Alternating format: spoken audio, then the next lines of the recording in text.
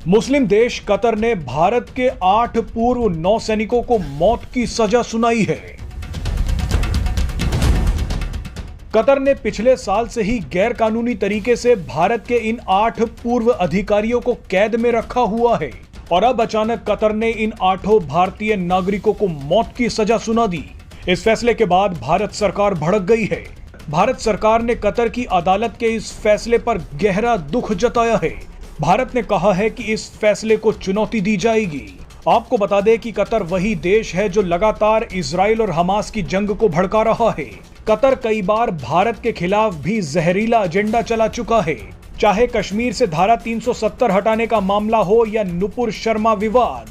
Qatar ने भारत के खिलाफ जमकर जहर उगला था, लेकिन भारत के 8 पूर्व नौसैनिकों को मौत की सजा सुनाकर कतर ने हदें पार कर दी हैं। कतर से बदला लिया जाएगा और जरूर लिया जाएगा।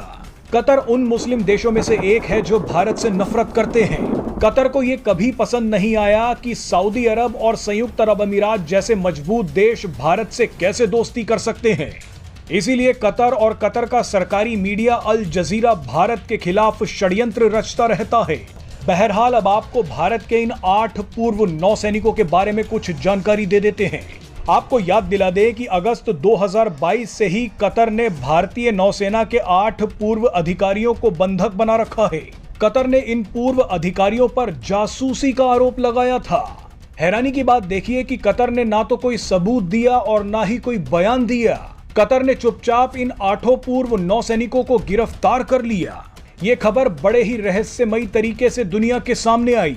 पिछले ही साल 25 अक्टूबर को एक महिला ने सोशल मीडिया पर लिखा कि कतर ने भारत के 8 पूर्व नौसैनिकों को गैरकानूनी तरीके से गिरफ्तार कर लिया।